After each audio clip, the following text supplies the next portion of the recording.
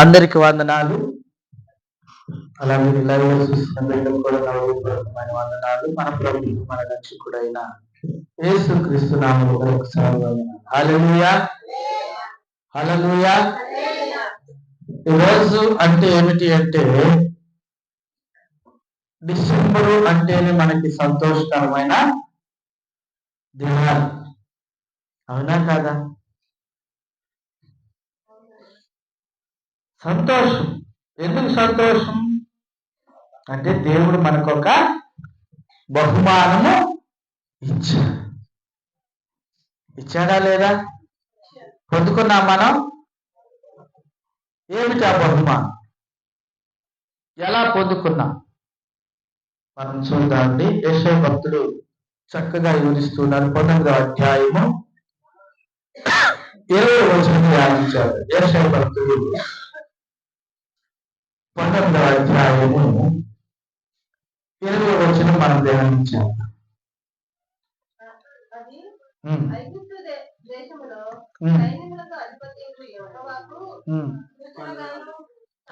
సైన్యములకు అధిపతి యెహోవా మనకి సూచనగాను సాక్షాత్ముగాను ఉన్నదంట.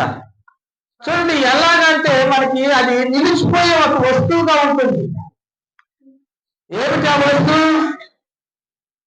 చదువు.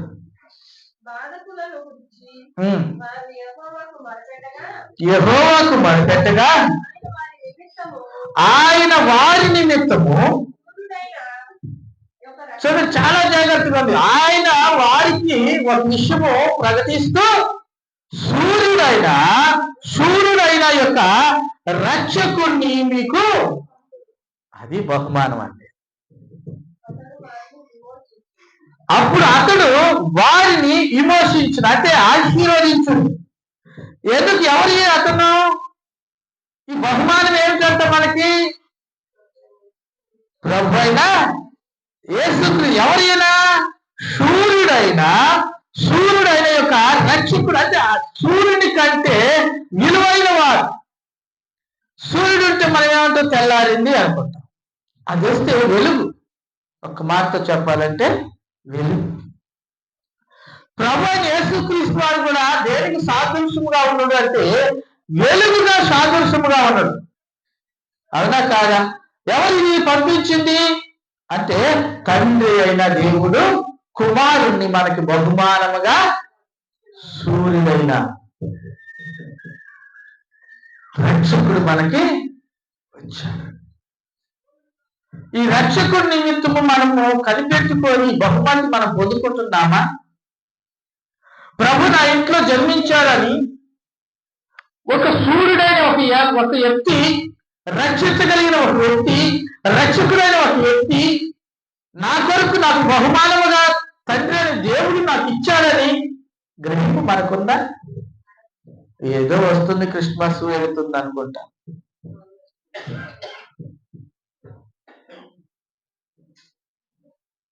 సూర్యుడైన రక్షకుడని మనకు వచ్చింది ప్రభు. ఆ రక్షకుడు మన నిమిత్తమే తండ్రి పంపించాడు, ఇంకెవరి నిమిత్తము కాదు.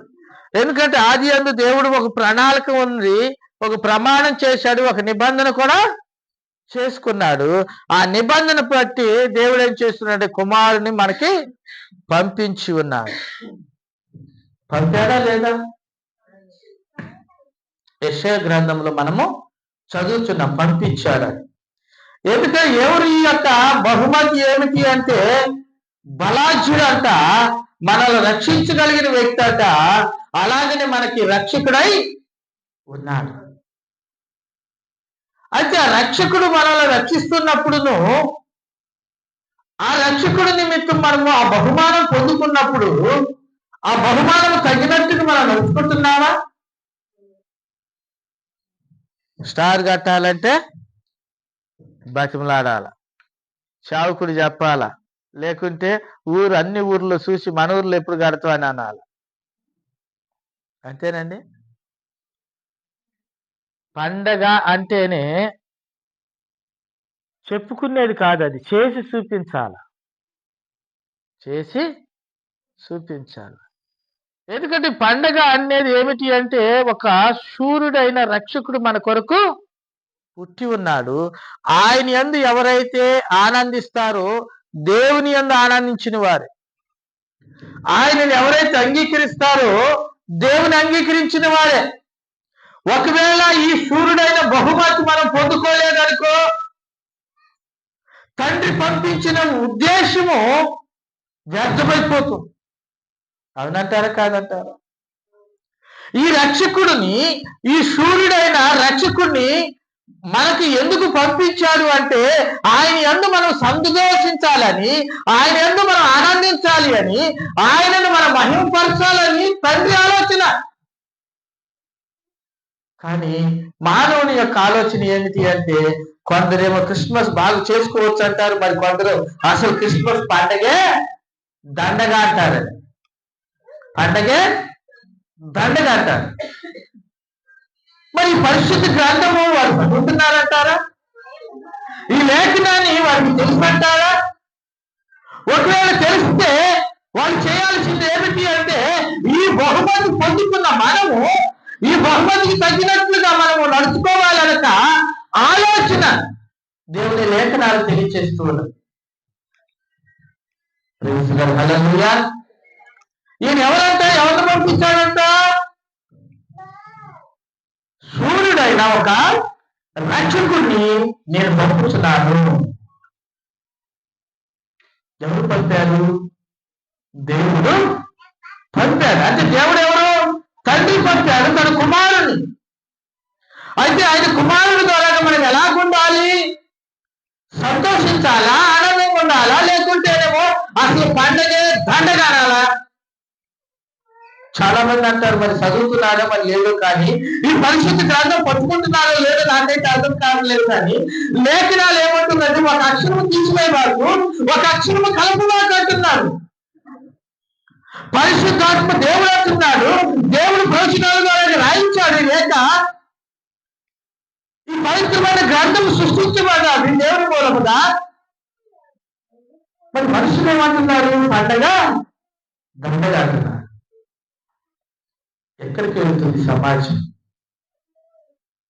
అలాంటి మనుషులు, ఆ భేదం కలిగిన వారు మళ్ళా పరలోకానికి వెళ్తారంట. ప్రభు అంటున్నాడు, ఇదిగో ఒక అక్షరం తీసివేసిన కలిపి ఏమవుతుందంట? అక్కడ వారిలో బాలు లేకుండా చేస్తానంటుండు. ఒకవేళ తీసివేస్తే ఏమిటి? వాడికి తెగుళ్ళు వస్తాయి అంటుండు. తెగుళ్ళు అంటే రోగాలు. మరి సమాజం ఎటు వెళ్తుందండి? ఇక్కడ ఏమంటుందంటే, ఇది యెషయా భక్తుడు ఎప్పుడో 600 సంవత్సరాల క్రితమే క్రీస్తు పూర్వంలోనే చెప్పి ఉన్నాడు, మీకు ఒక సూర్యుడు లాంటి రక్షకుడు ఉదయిస్తాడు, ఇది నా చిత్తమని తండ్రే చెబుతున్నాడు. ఆయన నందు మనం ఆనందించేవారు ఉండాలి. క్రిస్మస్ అంటే మనకి దేవుడి బహుమానం మనం పొందుకున్నామని గౌరవించాలని. ఎందుకో తెలుసా? క్రీస్తుని వెంబడిస్తున్న మనము, క్రీస్తుని ప్రేమిస్తున్న మనము ఆయన జన్మదినమును మనము జరుపుకోకపోతే నీ భక్తి ఎటు వెళుతుంది? నువ్వు ఎవరిని ఆరాధిస్తున్నావైతే? మనుషులు యొక్క సిద్ధాంతాన్ని ఆలోచిస్తున్నావా? మనుషులను సృష్టించిన విషయాల్లో నువ్వు నిలుచు ఉన్నావా? ఎందుకంటే ఒక్కొక్క రోజు నా దొడ్డికి అంటారు, ఆ దొడ్డి దాటి ఏదో దొడ్డికి వెళ్ళి తైవాని కావు. అందుకని నువ్వు సృష్టిస్తున్నావా? అయితే దీంట్లో ఒక అక్షరము తీసివేస్తే నువ్వేమవుతావు? నీకు తెగుళ్ళు వస్తాయి. ఒకవేళ దాంట్లో కలిపితే నువ్వేమవుతావు? దానికి నువ్వు పాలు కాకుండా వారికి నీకు సంబంధం లేకుండా నేను కట్ చేస్తానంటున్నాడు దేవుడు. అందుకని ప్రభు అంటున్నాడు, ఇవన్నీ తెలిసి ఏమన్నా నేను ఒక కుమారుని మీకు పంపిస్తున్నా, శూరుడైన వాడు, ఎలాంటి రక్షకుడైన వాడిని మీకు నేను పంపుతున్నాను. అది 9వ అధ్యాయంలో చూద్దాం. 2వ మాట. మొదటిది ఏంటంటే, శూరుడైన వాడిని, రక్షకుడిని మీ మధ్యకు నేను పంపుతున్నాను. ఎవరి మధ్యకంటే దేవుడు వాగ్దానం చేయబడిన ప్రజల మధ్యకు తన కుమారుని పంపి ఉన్నాడు. అవునా కాదండి? పంపి ఉన్నాడని గట్టిగా చప్పట్లు కొడతారా? రెండోది చూడండి, ఎవరు ఆయన అంటే యెషయా గ్రంథము 9వ అధ్యాయము 6వ వచనం ధ్యానించాడు. అందరూ చాలా జాగ్రత్తగా ఎప్పుడు చెప్తూ మాట్లాడుకోబడతారు. ఏలి అనగా ఎవరు పుట్టారంట? మనకు శిశువు పుట్టిను, మనకి కుమారుడు అనుగ్రహింపబడిను. సార్ ఇక్కడ మనం చూసినట్లయితే శిశువు పుట్టిను. ఎవరికి పుట్టాడు? మన కొరకు పుట్టాడండి. ఎవరి నిమిత్తం పుట్టాడు? దేవుడు మన కొరకు ఏర్పాటు చేసుకున్న ఆ ఏర్పాటు విషయంలో పుట్టాడు. మన కొరకు పుట్టిన వ్యక్తిని మనం ఆరాధన చేయక ఎవరికి ఆరాధన చేస్తున్నాం? అందుకని దేవుడు అంటుండు, ఇదిగో పుట్టిను శిశువు మీకు పుట్టిను, శిశువు మీకు మిమ్మల్ని అనుగ్రహించును, మీరు ఆ శిశువులో ఆనందించండి. అతని మీద ఏమన్నది అంటే భుజముల మీద రాజ్యభారము ఉన్నది. చదువు. అతని భుజం మీద రాజ్యభారం ఉన్నది. ఆశ్చర్యకారుడు, ఆలోచనకర్త, బలవంతులకు దేవుడు, నిత్యులకు తండ్రి అని అతనికి పేరు పెట్టబడిను. చూడు ఎన్ని పేర్లు ఉన్నాయి ప్రభుకి. బలవంతుడు అంట, భుజముల మీద రాజ్యభారం ఉన్నదంట, ఆశ్చర్యకారుడు అంట, ఆలోచనకర్త అంట, మనల్ని నడిపే దేవుడు. ఆయన పేరు ఏమిటి అంటే శిశువు. శిశువు పుట్టిను, మన కొరకు పుట్టాడండి. మరి మన కొరకు పుట్టిన వాడిని మనం మర్చిపోతున్నామా? మర్చిపోవాలా? ఆరాధన అంటేనేమో దేవుని యొక్క క్రిస్మస్ ఆరాధన అంటేనేమో ఎప్పుడుకో రావటం కాదండి. క్రిస్మస్ అంటేనే ప్రభు మన కొరకు పుట్టిన దినాలు. ఓసన్న గారు చూడండి, డిసెంబర్ మాసం రాకముందే ఒక పాట చేశారు. ఏ పాట అది?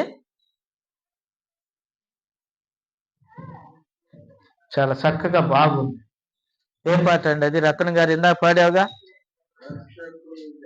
రక్షకుని జన్మస్థలమా యోదయ బెత్లెహేమ. రక్షకుని జన్మస్థానం ఎక్కడిది? అది భూలోకము. రక్షకుడు ఇక్కడ పుట్టి ఉన్నాడంటే ఇది ఒక జన్మస్థలం. అయితే ఆయన పుట్టిన ఈ స్థలంలో మనం ఉన్నాము, ఆయన కొరకు మనం గుర్తిస్తున్నాము, కానీ ఆయనను మనం అంగీకరించలేకపోతున్నాం. కారణం ఏమిటి అంటే ఎవరో నాబోటి జ్ఞానం లేని అని చెప్పిన మాటలు బట్టి నడుస్తున్నారా, లేకుంటే ఈ పరిశుద్ధ గ్రంథాన్ని బట్టి నడుస్తూ ఉన్నారా? మనకు మనం ఆలోచన చేసుకోవాలి. ఏదో ఒక వ్యక్తి చెప్పే మాటలు కాదు. ఈ పరిశుద్ధ గ్రంథములో, దేవుడు లెక్కించబడిన ఈ గ్రంథములో, ఇంచుమించు 42 రాయించిన ఈ యొక్క గ్రంథంలో, ఈ 66 పుస్తకాల్లో మాటలు మనం వింటున్నామా? ఒక వ్యక్తి చెప్పిన మాటలు వింటున్నామా? చాలా జాగ్రత్తగా వినాలి. కొన్ని ఇది మనకు చెబుతున్న, ఇదిగో మీకు శిశువు పుట్టిను, మీకు అనుగ్రహించును. ఎవరు అనుగ్రహించారు? దేవుడే అనుగ్రహించాడు మనకి. దేవుడే శిశువు పుట్టడానికి కారణమై ఉన్నారు. అయితే ఆయన యందు మనం ఆనందిస్తున్నామా లేదా మనకు మనం చూసుకోవాలి. కొంతమంది అంటారు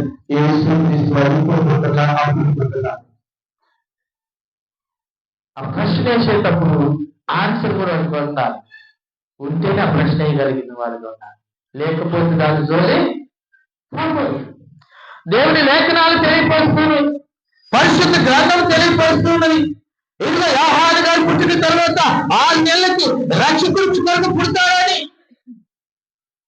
ఈ బహుమానం మన కొరకని తండ్రి చెబుతున్నాడండి. ఈ బహుమానం నీ కొరకే,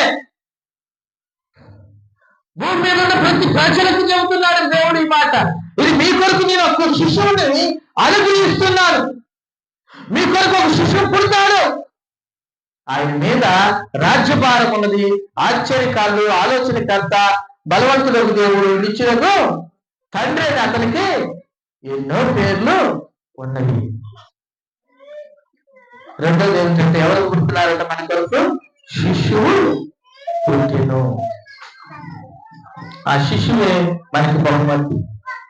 ఈరోజు నువ్వు బహుమతి పొందుకున్నావు అంటే చాలా మంది బహుమతులు పొందుకోవచ్చు, కానీ క్రీస్తు అనే బహుమతిని పొందుకున్నావా, అంగీకరిస్తున్నావా? అయితే శిశువు నా కొరకు పుట్టాడని వాటి ఎందుకంటే లేఖనాలు తెలియజేస్తున్నవి. దేవుడే తండ్రి అయిన దేవుడే చెబుతూ ఉన్నాడు, ఈ శిశువు నీ కొరికే అని చెబుతున్నాడు. ఇంకొక మాట చూద్దామన్నా, 9వ అధ్యాయంలో మొదటి వచనం జాగ్రత్తగా అయినను చూడండి, అయినను వేదన పొంది ఈ దేశము, ఈ ప్రపంచం అంతటి మీద ప్రభు నిలవలేడు. చూడండి, పూర్వకాలంలో ప్రభు నిలవలేకే ఆయన మరణించాడు.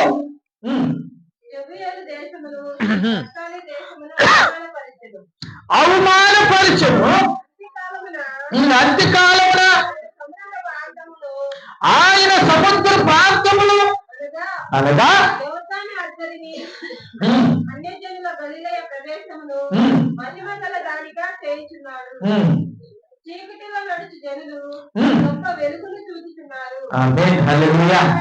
ఇప్పుడు ఎలా చూస్తారంటే వారందరూ కూడా చీకటిలో ఉన్నారు.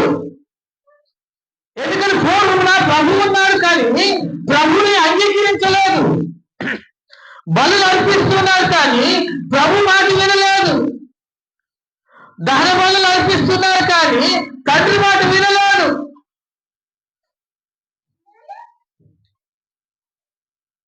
వారు అందరూ కూడా ఏకుండా ప్రార్థన చేసేవారు, అలాగే దేవుని యందు భయభక్తులు కలిగి ఉన్నవారు, కానీ వారు మళ్ళా దేవుని మాటలను పూర్తిగా హృదయపూర్వకంగా అంగీకరించలేక వారు పొరపాట్లు చేస్తూ మళ్ళా సంవత్సరానికి ఒకసారి దహన బలులు నైవేద్యాలు అనిపిస్తున్నారు. అందుకని ప్రభు అన్నాడు, వీళ్ళ మధ్య నేను ఉండలేను. కనుక వీళ్ళంతా కూడా చీకటి సంబంధులుగా ఉన్నారు. అయితే ఈ చీకటి సంబంధులను వేరుపరచుటకును ఒక వెలుగు కావాలి. ఆ వెలుగు లాంటి ఒక వ్యక్తి మీకు అవసరమని తండ్రి ఆలోచన చేసి ఏం చేశాడంటే ఒక వెలుగు లాంటి వారిని మనకి ఉదయించడానికి కలిగిన కారణము అయ్యాడు. ఆ వెలుగు ఎవరంట? గట్టిగా చప్పట్లు కొట్టాడు. ఆ వెలుగు ఎవరు అంటే దేవుడు తండ్రి అయిన తండ్రి కుమారుని పంపించి ఈ కుమారుడు ఇప్పుడు ఎవరంటే వెలుగుగా ఉంటున్నారు. ఒకటి రక్షించు వాడుగా ఉన్నాడు, రక్షకుడుగా ఉన్నాడు, సూర్యుడైన రక్షకుడుగా ఉన్నాడు. రెండోది శిశువుగా మనకు ఉదయించాడు. మూడోది మనం చూసినట్లయితే ఇక్కడ ఆ ఉదయించిన వ్యక్తి ఒక వెలుగుగా ఉన్నాడు. ఎందుకంటే చీకటిని దూరపరిచాడు. ఆది కాండంలో మనం చూస్తే ఇదిగో శూన్యముగా ఉన్నది, నిరాకరముగా ఉన్నది భూమి. ఆ శూన్యముగా నిరాకరముగా ఉన్న భూమిని వేరుపరిచాడు దేవుడు. చీకటి అంధకారము కమ్మెను. ఆ అంధకారమును దేవుడు 2 భాగాలుగా విభజించాడు. అప్పుడు వెలుగు వచ్చింది. ఇప్పుడు ఇదే వెలుగు అంట, అది మొదటి వెలుగు, ఇది రెండవ వెలుగు. ఈ రెండవ వెలుగు ఎవరంట? ప్రభు అయిన యేసుక్రీస్తు. అయితే ఆ వెలుగు మీరు ఒక్కసారి గమనించండి. ఈయన బాప్తిసం పొందినప్పుడు కూడా యోర్దాను నది కదా ఒక వెలుగు వచ్చింది ఈయన మీదకి. ఏమిటంట?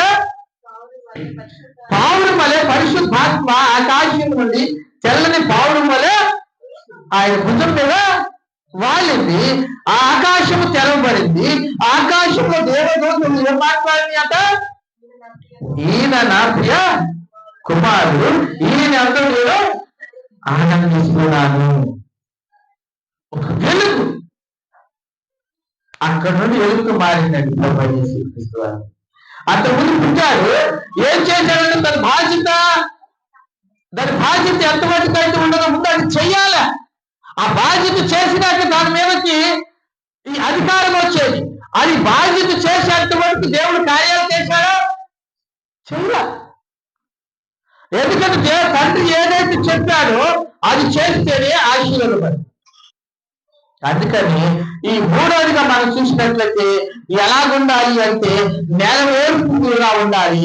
అది మూడోది ఎలాగుందంటే వెలుగుగా మనకున్నది. ఆ వెలుగు బహుమతి మనం పొందుకున్నావా?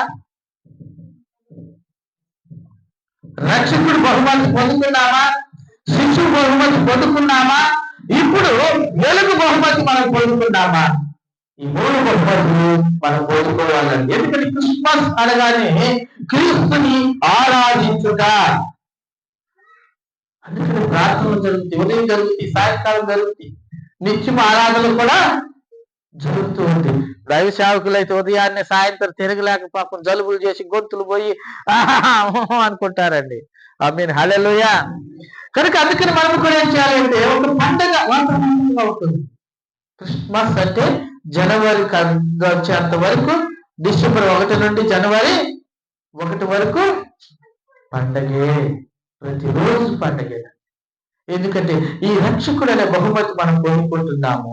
ఆ బహుమతి విషయంలో మనము ఆశీర్వాదకరంగా మార్చబడే వారికి ఉండాలి. ఇంకొక మాట చెప్పి నేను ముగిస్తాను. 4 హబక్కు గ్రంథము 2వ అధ్యాయము. హబక్కు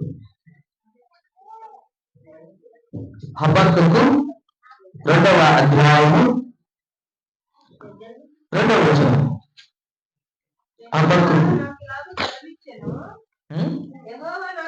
చూడండి, యెహోవా నాకు ఇలాగు చలవించును. చాలా జాగ్రత్తగా ఉన్నారు. యెహోవా ఇలాగు నాకు చలవించును. చదువువాడు తొందరగా పరిగెత్తుతూ చదువుతున్నాడు. చదువు వీలైనట్లు నీవు చదువు వీలైనట్లు నీవు ఆ దర్శనం విషయంలో చూడండి, ఆ దర్శనం విషయంలో పలక మీద స్పష్టముగా రాయము. ఆ దర్శన విషయము ఇదిగో, ఆ దర్శన కాలము నిర్ణయం కాలము నాది జరుగుతుంది. ఆమేన్, హల్లెలూయా. ఎప్పుడు జరుగుతుంది ఇది? నిర్ణయ కాలమందు, నిర్ణయ కాలమందు జరుగుతుంది. ఆగదది జరిగే ఉన్నది. ప్రైజ్ ది లార్డ్, హల్లెలూయా. ఈ హబక్కు గ్రంథము దేనికి సంబంధించిందండి? క్రొత్త నిబంధన, పాత నిబంధన. పాత నిబంధనలోనే దేవుడు ఏమంటున్నాడు? ఏర్పాటు చేసుకున్నాడు. ఇది ఏమిటి అంటే నెరవేరు పని. హబక్కు భక్తులు చెబుతున్నాడు, నెరవేర్చబడి ఉన్నది. పాత నిబంధనలోనే చెబుతున్నాడు నెరవేర్చబడింది. మరి కొంతమంది నా బోటి జ్ఞానం లేని వారు ఏమంటారు? కొత్త నిబంధన కానించి యేసుక్రీస్తు వారు ఉన్నారంటారు. ఏమంటారు? కొత్త నిబంధన కానించే యేసుక్రీస్తు వారు. మరి ఇప్పుడు ఇది హబక్కు గ్రంథము కొత్త నిబంధన, మరి అది నెరవేర్చబడిందా లేదా? ఎవరి విషయంలో నెరవేర్చబడింది? ఇదిగో సైన్యములకు అధిపతి యెహోవా ఇలాగ చదివిస్తున్నాడు. మీరు పరిగెత్తి చదివినా కానీ అది అర్థము కాదు. నిలబడి నిదానంగా మీరు చదివి ఆలోచన చేసుకోండి. ఈ 4 రోజు మనం చూసినట్లయితే నెరవేరు పాలన జరుగుతున్నప్పుడు మనం ఆరాధిస్తున్నావా? క్రీస్తుని అంగీకరిస్తున్నావా లేదా? అంగీకరించాలండి. చూడండి, ఒక వ్యక్తి చూసినారంటే దేవుని ఆలోచన కాకుండా వారి ఆలోచన చొప్పున వెళుతూ ఉంటారు. సంఘాలంతా గలిపిడి చేస్తూ ఉంటారు.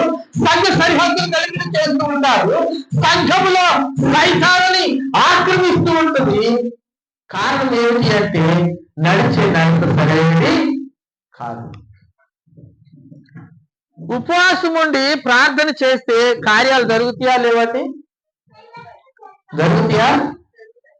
ఉపవాసం ఉండి ఖచ్చితంగా ప్రార్థన చేస్తే కార్యాలు కంపల్సరిగా జరుగుతాయి. ఎందుకంటే నేను చూస్తూ ఉన్నా, ఈ చిన్న చిన్న మందిరాలు ఉంటాయి, కోసంగా మినిస్ట్రీస్ ఉంటాయి. ఎలా జరుగుతాయి? ఉపవాసాలు ప్రార్థన చేస్తారు. ఎలాగొస్తారు ప్రజలు? తండాలుగా వస్తారు. చూడటానికి కళ్ళు చాలు, వెళ్ళటానికి దారి ఉండదు, కూర్చోటానికి స్థలం ఉండదు. ఈ విస్తారమైన ఇదిలో 2-3 గ్రామాలు కలుపుతుంది, కానీ వీళ్ళు కూర్చోటానికి స్థలం వారికి చాలక అక్కడికక్కడ డేరాలు వేసి కూర్చుంటారు. కారణం ఏమిటి? ఉపవాస ప్రార్థన బలబలా ఉంటుంది. మరి నీ ప్రార్థన, నా ప్రార్థన, మన ప్రార్థన ఈ రోజుల్లో కొన్ని సంఘాలు ప్రార్థన చేస్తే సంఘంలోనే మనుషులు చనిపోతారండి. సంఘంలో సభ్యులే చనిపోతారు. గలిబిలి అవుతుంది. మనకు సంఘం అని కాదండి, కొన్ని సంఘాల గురించి చెప్తున్నా. మళ్ళీ వాళ్ళతో మనకెందుకు? ఒక ప్రార్థన, ఒక ఉపవాస ప్రార్థన జరిగిందంటే నీ ఇంటిని నువ్వు రక్షించుకోవాలా. నీ ఇంటిని నువ్వు రక్షించుకోవాలా. నీ ఇంటి కొరకు నువ్వు ఉపవాసం ఉన్నప్పుడు ఆ ఉపవాస ప్రార్థన దేవుడు అంటాడు, ఇదో నువ్వు నేను చూసి ఉపవాసం నువ్వు చేయాలి. అదే ఆలకిస్తారు దేవుడు. ఆమేన్, హల్లెలూయా. చూడండి, దేవుడు చూసి ఉపవాసం చేస్తున్నారు, దేవుడి దగ్గరికి వెళ్ళే ప్రార్థన చేస్తున్నారు, అది అంగీకరిస్తూ ఉన్నది. ప్రభుత్వాలు కదులుతున్నాయి అని నువ్వు నేను వచ్చేయమంటే అంటున్నా ప్రభుత్వం. అయ్యా ఇది మేము యేసుక్రీస్తు మహంగళ మందిరం పెట్టుకున్నా తెలుగుపడి గ్రామంలో, ఇది ఒక అమ్మాయి ప్రార్థనకు వస్తుంది, ఒక భోజనం చేస్తారా ఫ్రీగా? మనకేస్తారండి. ట్రైన్ ఒక్క నిమిషం ఆపన్నాగా ఆపండి. ట్రైన్ ఒక్క నిమిషం ఆపోయా. మా బెల్లంకొండ స్టేషన్ లో కొంతమంది వస్తున్నారు శ్రీశైలం నుండి, లేకుంటే విజయవాడ నుంచి వస్తున్నారంటే ఆపుతారా? కానీ వస్తున్న నిలిచి ప్రార్థన చేస్తే దగ్గరకు వస్తుందండి. ఫ్రీగా ఇస్తున్నారండి. కారణం ఏమిటి? వీళ్ళు డబ్బులు ఇస్తున్నారా? లేదే. కానీ వీళ్ళు ఏం చేస్తున్నారంటే ఉపవాస ప్రార్థన కదులుతుని పునాదులు. ఆమేన్, హల్లెలూయా. మరి నా ప్రార్థన కదులుతున్నాయా? మరి ఇది దేవుని చిత్తమా, దైవం చిత్తమా? లేకుంటే దేవుని చిత్తమా, మనిషి ఆలోచన? మనిషి ఆలోచన అయితేనే ఏదైనా గలిబిలి జరుగుతుంది. దేవుని చిత్తం అయితే ఏది కూడా ఆటంకము కాదండి, ఆశీర్వదింపబడతాం. అది దేవుని చిత్తము మనం తెలుసుకోవాలి. ఇక్కడ సైన్యములకు అధిపతి యెహోవా చలవిస్తున్నాడు. మరి నువ్వు క్రీస్తు జన్మదినం ఆరోగ్యం లేదు అసలు చేసుకోకూడదు, కానీ మరి ఎవరికి కొలుస్తున్నా? నువ్వు ఎవరికి సంబంధం? గమనించండి పిల్లరా, క్రీస్తుని ఆరాధించటంటే క్రీస్తు మన కొరకు శిశువు పుట్టాడండి. ఆ శిశువుకి ఒక ఆనవాయితీ ఉన్నదండి, ఒక ఆనవాళ్ళు ఉన్నదండి, ఆయనకు ఒక నిజదర్శనం ఉన్నదండి. ఆయన ప్రభు ఏం చేస్తుందో, నా ముందు ఒక వ్యక్తి పుడతాడు, అతను దారి సారాలు చేస్తాడు, ఆ తర్వాత 6 నెలలకు నేను పుడతాను అని చెప్పాడండి. మరి ఈ రోజుల్లో పుట్టలేదు అంటారు, బైబిల్ పట్టుకుంటారు. మరి వాళ్ళు ఎవరు బోధిస్తున్నారు? 2 విధాలంటే మనం చూడవచ్చు. బైబిల్ 2 విధాలుగా ఉంటుంది. ఒకటి సాతానికి సంబంధముగా ఉన్నది, ఒకటి పరిశుద్ధ సంబంధముగా. నువ్వు సాతానికి సంబంధంగా ఉంటే నువ్వు చెప్పేది ఏమిటి? అదే చెబుతావు. ఏది కాదు, వాడికి అనుకూలంగా. చెడు వాడికి అనుకూలంగా ఉంది, మంచేమో దేవుడికి అనుకూలంగా ఉంది. అందుకని మనము చాలా జాగ్రత్తగా వినాలి. చెప్పే వ్యక్తి తన ఆలోచనతో చెబుతున్నాడా, ఈ లేఖనం ద్వారాగా చెబుతున్నాడని మనం గ్రహించి గ్రహింపు మనకుండాలి. ఏదో చెప్పుకుంటూ పోతున్నాడని కాదు. ఇక్కడ మనం చూసినట్లు ఇక్కడ 4వ అది తప్ప. ఇదిగో చూడండి, చాలా జాగ్రత్తగా నెలవేర్పు జరుగుతున్నది. ఎవరికి? సైన్యములకు అధిపతి యెహోవా ప్రతి ఒక్కరి పక్షాన ఇదిగో నెలవేర్పు జరుగుతుంది. మరి ఈ జరిగిన ఈ బహుమతి, ఈ రక్షకుని యొక్క బహుమతి చూడండి, ఈ రక్షకుని యొక్క బహుమతి, అలాగే నా శిష్యుల యొక్క బహుమతి, అలాగే మనకి వెలుగైన బహుమతి ఇప్పుడు అది మనకి అనుగ్రహించబడిందని మనం ఎందుకు నమ్మలేకపోతున్నాం? నెరవేర్చబడిందని అబక్కు చెబుతున్నాడే. నిన్న మన పుట్టిన అబక్కు కాదని, ఆయన దేవుని జ్ఞానంతో దేవుడు మాట్లాడుచు సైన్యములకు అధిపతి యెహోవా అతనితో చెప్పిన మాటలు ఈ రోజు మనం నేర్చుకుంటున్నామే. ఈ గ్రహింపు ఎక్కడికి లేకపోతుందండి. మరి మన ఆలోచన అయితే అది ఎప్పటికీ ఫలించదు. అది దేవుని ఆలోచన అయితే అది ఫలించి పరమార్థంగా 30 వంతులు 60 వంతులు 100 వంతులు ఆశీర్వాదాలతో పోతున్నాయి. ఈ రోజులు చాలా మంది ఏం చేస్తున్నారు అంటే బిడ్డలు కంటారు, ఎవరో బిడ్డలు పట్టుకొని ముద్దాడుతున్నారు. బిడ్డల కంటే ఆ కన్న తల్లిదండ్రులకు తెలిసింది ఆ బాధ. పెంచితే బిడ్డలను ఆ తల్లిదండ్రులకి తెలుస్తున్న బాధ. ఏమండి, పోటు చేసుకుంటే కాదు, అది దేవుని చిత్తం కాదు. అందుకని నేను చెప్తున్నది ఏమిటి అంటే, నా ప్రభు చెబుతున్నది ఏమిటి అంటే, దేవుని ఈ యొక్క క్రిస్మస్ అనగానే దేవుడు మన కొరకు పుట్టి ఉన్న ఒక బహుమతి, తండ్రి అయిన దేవుడు మనకి బహుమతి ఇచ్చారు. అది పెద్ద గొప్ప వరముగా క్రైస్తవులుగా మనమే అంగీకరించలేకపోతే నువ్వు ఎవరిని పూజిస్తున్నావు? ఒకవేళ క్రైస్తవుడికి నువ్వు అంగీకరించలేకపోతే నువ్వు ఏ యొక్క అంత్యక్రీస్తుని ఎవరిస్తున్నావా? లేకుంటే నరకానికి తీసుకువెళ్ళడానికి నువ్వు ప్రయత్నిస్తున్నావా? లేకుంటే ఆ అపవాది ఆ చీకటి నేను బంధించి ఆ బంధకాలలో పడుతున్న నిలువుతో పాటు నీ సంఘాన్ని నడుపుతున్నావా?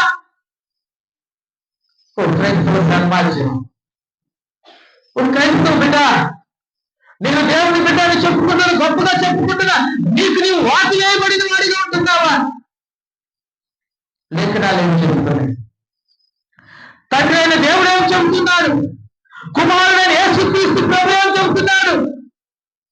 గమనించండి. ఇంకొక మాట నుంచి ఇంకొక మాట ఏమి చెప్తున్నాను. ఇప్పుడు తండ్రి కాలం అయిపోయింది, కుమారుడి కాలము అయిపోయింది. మరి ఇంకే కాలం ఉన్నది? పునరుద్ధాన కాలం ఉన్నది. ఇది చాలా జాగ్రత్తగా గమనించాలి, ఇది చాలా జాగ్రత్తగా ఆలోచన చేయాలండి. ఎందుకంటే ఇది పునరుద్ధాన కాలము.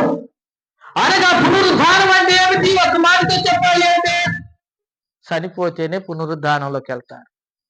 అవునా కాదా? ఏమండి? Yes or no? త్వరగా చెప్పాలి, నేను ముగిస్తా. చనిపోతేనే పునరుద్ధానంలోకి వెళ్తారు, చనిపోయింది వెళ్ళనే వెళ్ళదు. మరి ఇదే కాలము, మరి దానికి అర్థం ఏమై ఉన్నది? మనము జన్మించాలి తిరిగి. ఇప్పుడు ఆల్రెడీ దేవుని దృష్టిలో మనము మరణించిన వారమే. ఇప్పుడు మనం ఏం చేయాలా? తిరిగి జన్మించాలి.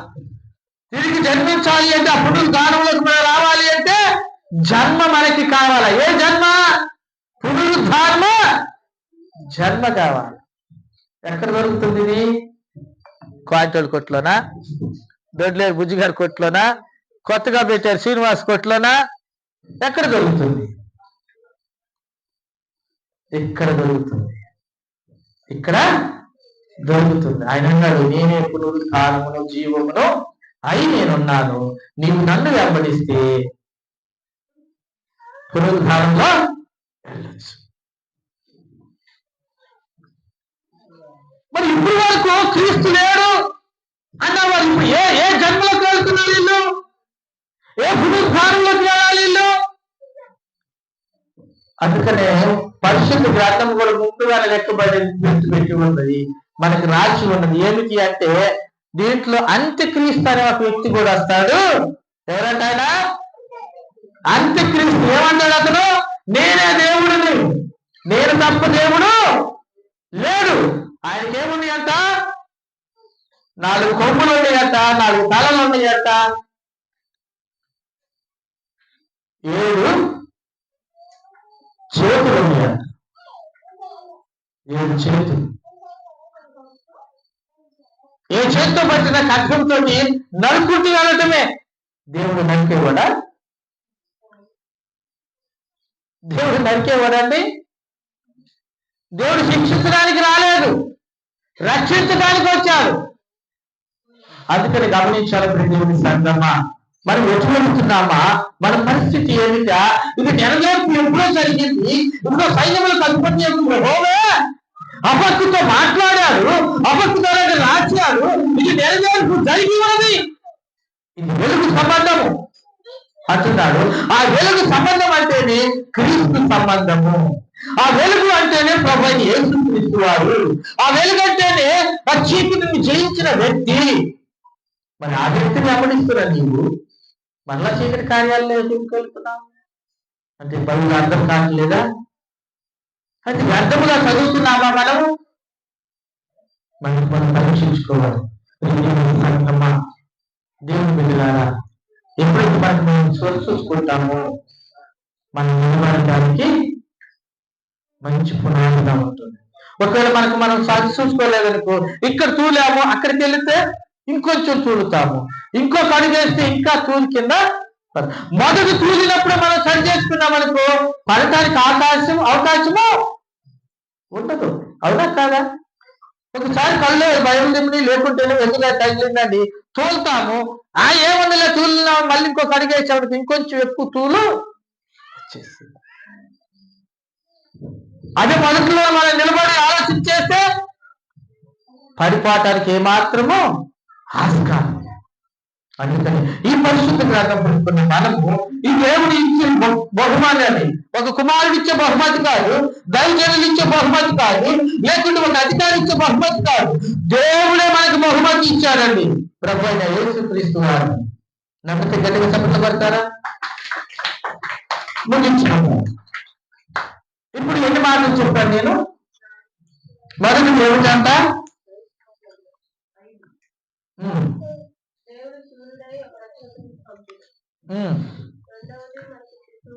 రెండోది మనకి శిశువు పుట్టిన ఆయనను మనం ఆరాధించాలి.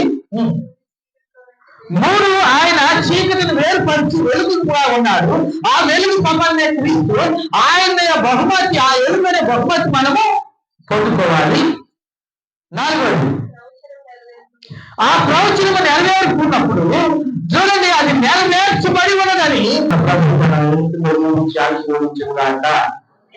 ప్రార్థించండి. తాళాలు ఇదిగో నాయన, ఈరోజు ఇక్కడ దినాల్లో ఇదిగో నాయన నువ్వు గొప్ప బహుమతి మాకు ఇచ్చావు అంటే, మేము పొందుకున్నాము అంటే, ఇదిగో ప్రభు అది అనుగ్రహించిన ఇదిగో ప్రభు రక్షకుడైన ఇదిగో ఆయన శిష్యుడు ప్రభు, ఆయన మా కొరకు జన్మించి ఉన్నాడని, మీ కొరకు జన్మించాడని కొరకు నువ్వు చెప్పి ఉండాలి ప్రభు. మనం చూస్తే అది వెలుగు ప్రభు, ఇందునైనా వెలుగు సంబంధం ఉండాలి. 4వ చూస్తాడు నెరవేర్చబడి ఉన్నది అన్నాడు ప్రభు. నిజమే నాయన, మా కొరకు కుమారుడు పుట్టుకున్నాడని నెరవేర్చబడి ఉన్నది గ్రహించాడు. ఇందునైనా 5వ మేము చూస్తే పునరుద్ధారంలోకి వెళ్ళాలి ప్రభు. ఇందులో ఎవరైతే పునరుద్ధారంలో ఉంటారో, ఆ తీర్పులో ఉంటారో వారు ఎత్తపడేవారు. ఈ లోకంలో ఏమైతే మాది గొప్ప నేను గొప్ప అనుకుంటున్నారు నాయన. అయితే ఆయన ఇదిగో నాయన, నీ అందు నీ బహుమతి పొందిన వారు వ్యర్థము బ్రహ్మ, నిన్ను అంగీకరించిన వారు వ్యర్థము నాయన. ఇదిగో ఈ పరిశుద్ధ గ్రంథంలో తీర్చినా కలిపినా నీకు విరోధులు అంటున్నారు. అటు విరోధులు ఉండటానికి లేదు బ్రహ్మ. ఇదిగో నాయన, నీ అందు భయభక్తులు కలిగి ఇదిగో నాయన ఈ యొక్క పండుగ వాతావరణంలో, ఈ క్రిస్మస్ యొక్క ఆరాధనలో, ఇదిగో నాయన ఈ 50వ పునరుద్ధానపు ఆదివారపు ఆరాధనలో